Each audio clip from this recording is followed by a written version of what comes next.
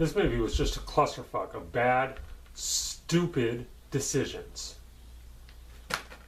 Hi, Jonathan here from BroJMR Productions, and I'm here to talk about how disappointing this goddamn movie is. I guess first off, a little bit of history. I love the Halloween franchise. It is my favorite horror movie franchise. Halloween 1 is in my top 5 favorite movies of all time. Halloween 2, the original Halloween 2, is just as good. The franchise had some missteps, there were some disappointments, there were some things they could have done better, and I'm going to talk about all of those. Now, the original Rob Zombie Halloween. While I didn't love it, I didn't think that it was that bad, really. I actually reviewed it a couple of years ago. I did a comparison between the original and the remake. And I'm a big fan of Rob Zombie. Lords of Salem, Devil's Rejects, House of a Thousand Corpses. I love those movies. I really do. They're great. Great horror movies. He has a really interesting eye. He has a really interesting approach to directing, and I like what he does. Here's the problem. He never should have been chosen to remake Halloween. It wasn't the right franchise for him. I remember when it was first announced, I was a little bit excited, but at the same time I'm like, I don't know if this is going to work. And I was excited because I like him as a director. I like what he does. But Halloween just wasn't the right choice for him, because Rob Zombie likes to do big. He likes to do a lot of action. He likes to do a lot of gore. His movies are very, very brutal in their approach to violence and horror. That's not a Halloween movie. Halloween movies are subtle and a little bit more understated. And I'm talking about the originals. And they're not brutal in that sense. They're more of a psychological torture than anything else. Yes, there's violence, yes, there's killing, but it's the idea of this unstoppable killing machine that doesn't speak, that does everything very slow and meticulous, and you just can't get away from. And that's where the horror part comes in. What Rob Zombie did instead was take him and turn him into a monster of a man whose kills are just brutal. And I had an issue with that. But that being said, Rob Zombie's original Halloween remake wasn't terrible. I somewhat liked what he did with it. My problem with it was the whole part about the backstory, about Michael Myers' backstory. That was literally probably 35, 40 minutes they could have cut out of the movie, and it was unnecessary. Michael Myers does not need a backstory. That is why the original one worked so well, because you had no idea who it was. It's just some guy that shows up and he can't be stopped. That's it. It worked. It was beautiful. Now, I thought maybe with this one, it could have done something, because all that backstory is out of the way. You can just hop right into it. And the very beginning of this, I was hopeful. They had Laurie in the hospital. It was right after the attack. They had Michael Myers, they had him dead, they loaded him into an ambulance, and then the ambulance crashes. I'm like, okay, so this is how he's going to escape. It's a different way of doing it, but he at least escaped. And then, boom, out of nowhere, 2 years later, that whole thing was a dream. I was like, are you kidding me? It's supposed to take place the same night. That's why 1 and 2 worked so well. I mean, if you're gonna remake, at least stick with the formula. You can change if you want to, but stick with the formula at least. And that was just the beginning of so many disappointments with this movie. oh gosh, I don't even know how to even start listing them, but I'm gonna try. I'm gonna try to list the things that I didn't like about this. And then I want to talk about some of the disappointments, some of the things that could have been done better, and disappointments with the Halloween franchise in general. Number one, Scout Taylor Compton as Laurie Strode. I liked her in the first one. She did fine. I hated her in this. I didn't like what they did with her character, and I'm not blaming her as an actress. I'm not. It's how her character was written. Her character was written horribly. Dr. Loomis, the great Malcolm McDowell, who is fantastic, and he's just a fantastic actor. He is an absolute legend, and again, he did a fine job in this. His character, I don't know what Rob Zombie did to his character, but turned him into like the worst possible version of his character, and I don't know why. Dr. Loomis was basically the hero of the original movies. He was always there. He was always trying to get it. He was the only one who believed that what Michael Myers was, and that he was still alive, and all this stuff. They turned him into a sellout, somebody who's just trying to make money off of his books, and just the absolute worst human being that there is. Oh God, just awful. I don't understand how you can change characters so much.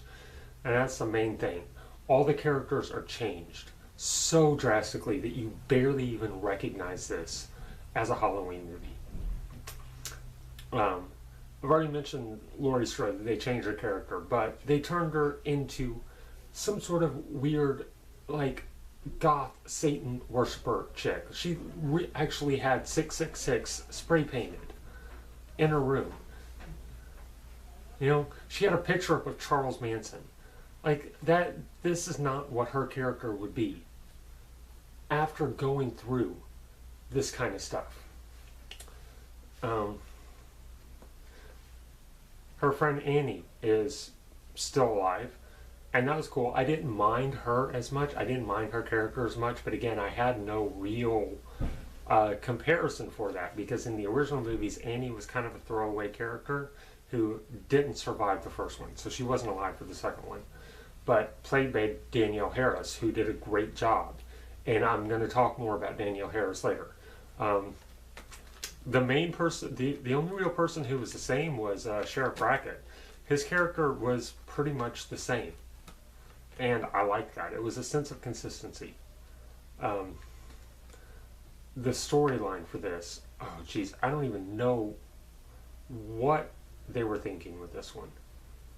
You know, the idea of taking it 2 years later, while I didn't have a big I didn't like it, but I didn't have a huge problem with it. So I'm like, okay, he wants to change some things, and that's something that could be different. Again, it could be something interesting, but it's not.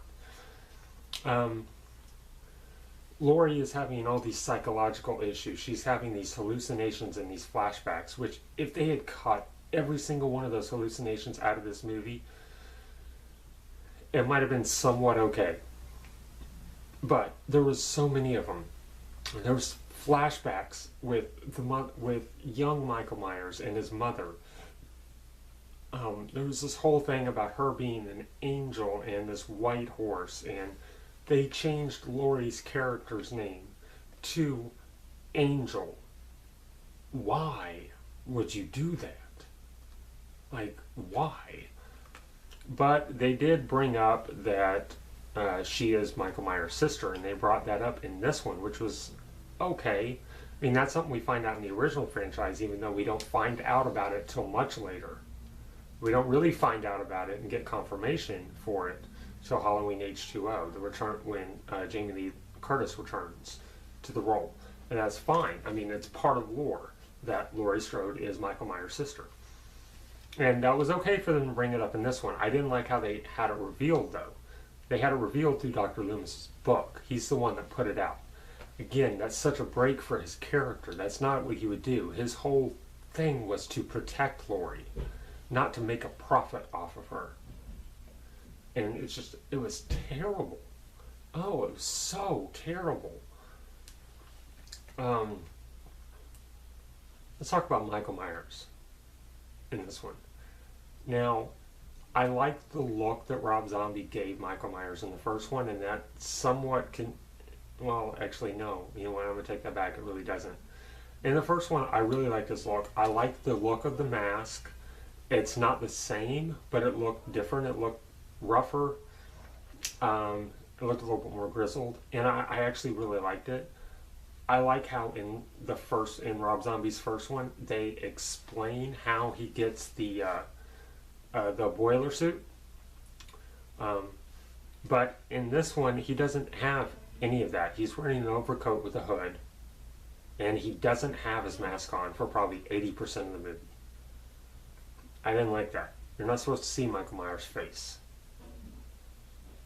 Like, throughout the original franchise, you never really saw his face. You got a glimpse of it in part 5, and you got a small glimpse of it in part 6. But that was it. You weren't supposed to see his face because you were not supposed to relate Michael Myers as a human. That's the whole point of his character. That's why in the first one, he basically didn't have a name in the original. He was just the shape. That is the point of his character. You don't know who he is. You don't know his backstory. I mean, you eventually learn his name and some more stuff about him. But in the beginning, his character was nobody, and that was the point. He was just this unstoppable killing machine with no name, no backstory, no nothing. You didn't see his face. You didn't know what he looked like. You didn't know what he sounded like, and you found that out in this one because he spoke. He is not supposed to speak. He is not supposed to speak. But again, these are things you're not supposed to know about him. And you find all that out. He's just walking around the whole time without a mask on. He puts his mask on to kill people. And that's it. That's no. I really didn't like that. And Michael Myers, the grown-up Michael Myers, was having the same hallucinations that Laurie Strode was. Hallucinations of him as a child and his mother. And this whole thing of, we're going to be a family again. You need to find her. You need to find her so we can be a family again. Okay, I don't mind that story. That story makes sense for Michael Myers. He wants to find his sister. But why the hallucinations with the mother and the young Michael Myers, who is, by the way, the only one that speaks to the mother? Grown-up Michael Myers does not. He doesn't speak until the very, very end of the movie. I don't know, it just didn't make any sense to have the hallucinations of the mother in there. It made no sense to me. I mean, the only thing that I can see that makes it make sense, and it's not even in the storyline, just in the movie in general, is that Rob Zombie wanted to put his wife in the movie again, because he always puts his wife in the movies. And I'm sorry, but for the most part, she doesn't do a great job. I just don't think she's that solid of an actress, although she did do very good in Lords of Salem. So I will give her that. It was pointless to have her in there. It was pointless to have her character in there. In either one of the movies. Not just this one. Either one of them. Because again, we don't need to know who his mother is. We don't need to know anything about him. But that's just, again, personal gripe. Now, the disappointments with this movie. Going on the fact that it's 2 years later, they could have done something kind of interesting with Laurie's character, that she's a little bit more grown up, and it seems like that's what they were trying to go for. But instead of having her become a stronger character that has grown out of this and has become stronger from it and has her life together and all this stuff, kind of like they did with Neve Campbell's character in Scream 3, have her really have her life together. Instead, they made Laurie Strode broken and has become a typical, quote-unquote, typical goth queen, and is, obsessing with metal music and other serial killers and, all this stuff. And that made no sense to me, that she would do that, because Laurie Strode is a strong character. She's the original Scream Queen.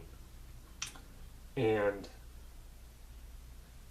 if they had taken her character in a different direction, it might have been okay. Now they had Laurie living with Annie, with her friend Annie, and their dad, Sheriff. Now, I liked that, and they kept on. There was all these hints and implications that Laurie and Annie were in like a relationship together, but there was never any confirmation. They could have expanded on that. I think that would have been. I think that would have been really cool, and I think would have been really good. I think it would have been better if they had been living on their own. There could have been a really interesting dynamic there, and they were trying to build on some sort of dynamic between the two of them in the sense that Laurie felt that every time she looked at Annie, she was reminded of all this stuff. But again, none of that played right. It didn't play very well. And speaking of Annie, here's one of my main problems that I had with both of these movies. You're going to put Danielle Harris in your movies. Now, Danielle Harris is not a veteran to the Halloween franchise. She played his niece. She played Michael Myers' niece in 4 and 5, and that was another major disappointment with the franchise. I'm going to talk about that in here in a sec. But you're going to put Danielle Harris in your new version of Halloween. But you're not going to make her Laurie Strode. Danielle Harris has become a scream queen in her own right. Underneath, the only person I could think of that would top her as leading scream queen would be Jamie Lee Curtis. Danielle Harris is great. She does a really good job in horror movies. She knows how to play these roles accordingly. Why would you not make her Laurie Strode? She would have been the perfect Laurie Strode. And it would have tied back very, very well to her role in 4 and 5. Because in 4 and 5, she was his niece, as in Laurie's daughter. And that was the first real implication that there was a possibility that that Laurie was Michael's sister, even though they never said it outright.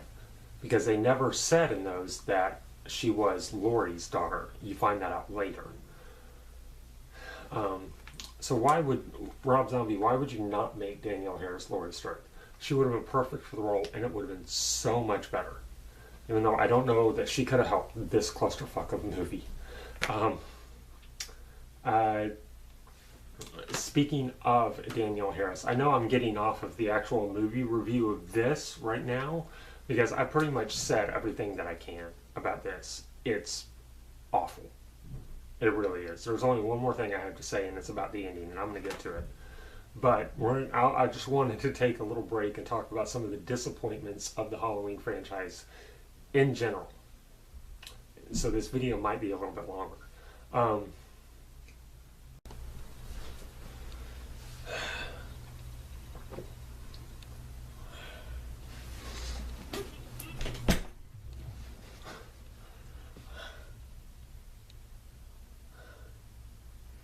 Alright. Now, in Halloween 4, Danielle Harris plays Jamie, Michael Myers' niece. And what I want to try to explain is how the story could have gone. This could have been something really interesting, and this would have basically set up for the rest of the franchise. Again, with the exception of these. I'm done with those. Halloween 4. Danielle Harris plays Jamie, who's Michael Myers' niece. They set up that there is some sort of a weird connection. There is a bit of love there. It's the only time that we've seen Michael Myers feel anything. Maybe he sees something of himself in his niece. He senses some sort of a connection. They even have a few actual intimate moments. And that continues through for 2 movies, through 4 and 5. Now, at the end of 5, it shows Danielle Harris Jamie going into her mother's room, wearing a mask, not a Michael Myers mask, a clown mask, and stabbing her mother and killing her. And that was basically the end of the movie. Now, when we get to part 6, part 6 is possibly a bigger clusterfuck than even this one is that I just got finished reviewing. But it could have been okay. Now, Halloween 6 comes around. There's no mention of Jamie. There's no mention of his niece. There's no mention of anything that happened in the movies prior. None. All of a sudden, Halloween 6 got really weird. There was this whole supernatural storyline. It depends on which one you watch, because there's like 3 different versions of that movie.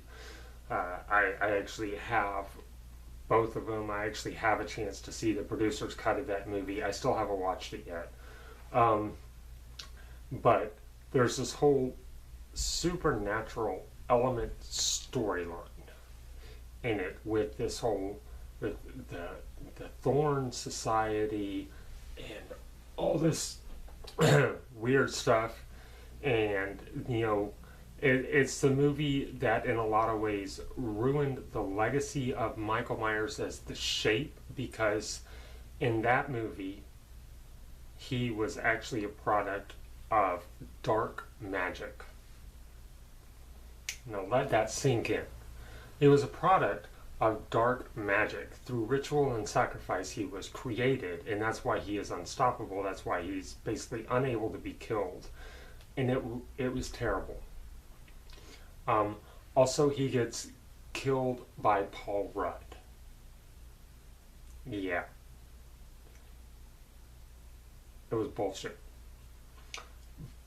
But on the plus side, they could have left that movie alone. They could have, even leaving in all the supernatural elements, all that stuff, whatever, whichever version you want to do. He was supposed to be dead at the end. Leave him dead. Let Michael Myers be done. He's no longer the Shape. Franchise could have been over. Alright? Even if he had to be killed by Paul Rudd. By 90s Paul Rudd, not Paul Rudd now, who's awesome and a complete badass. And then around the same time as that they already did it, Halloween H2O, 20 years later. This movie was actually very, very good. Halloween H2O is fantastic. It is awesome. And they could have done it. They could have continued on with it. It was Jamie Lee Curtis coming back as Laurie Strode. Josh Hartnett was in it. Josh Gordon-Levitt was in it. It was her family. It was a new generation of Myers, or of Strodes, excuse me. Keep in the part about her finding out that they're related, that they're brother and sister, whatever. Could have been great. Could have had the stalking and the scene of the Shape and all this stuff. But when they got to the end of that movie, near the end, could have taken the mask off, and it was Danielle Harris the whole time. She had skipped 6. She was supposedly dead, but of course she comes back, and she has taken on the mantle of her uncle, and just taken on that role because they have that mental connection. If you want to tie it in somehow to the Black Thorn Society or whatever it was called, I don't completely remember, from part 6 and all the supernatural stuff, that's fine. I don't like the idea of the supernatural being brought into the Halloween franchise because it takes away from the idea of it being a pure slasher movie. But whatever. You could have thrown it in there if you wanted to. But she's taken on the role. Would have given Danielle Harris it would have given her time, skipping 6 and not coming back till 7. It would have given her time to grow up a little bit and to be old enough to be able to do it. it could have given her it could have really given her a bigger boost than to her career than she really didn't need it. She was already known. She was already starting to get known by that time. But that could have been a big role for her, and she could have taken over um, that idea. It could have been Jamie Myers. She could have, and that wasn't her last name in the original, but she would have taken that last name. Um, and she could have done it, and that would have been the new generation. She would have killed Laurie Strode, but left her son alive. And that could have been the new Michael and Laurie, is Jamie and her son John. And that could have been it.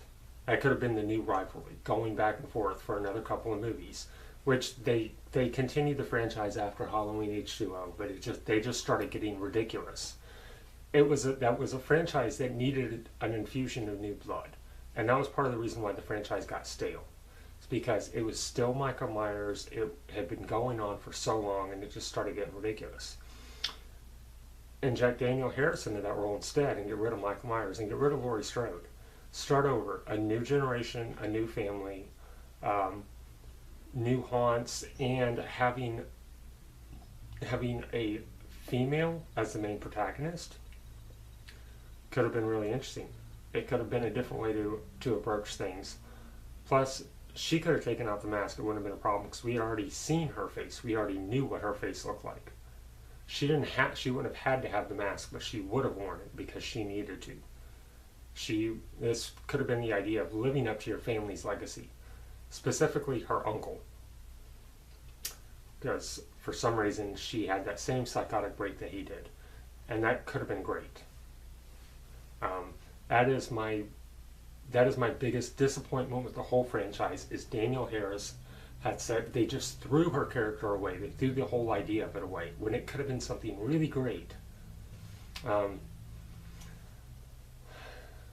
I think that's really all I got. I love the Halloween franchise. I know I've said a lot of bad things about it, but I really do love the franchise. I love all the movies, even the later ones where they got ridiculous. They're still fun, still enjoyable. Michael Myers is a great slasher. He's a great villain. He is pretty much for certain my favorite horror villain of all time.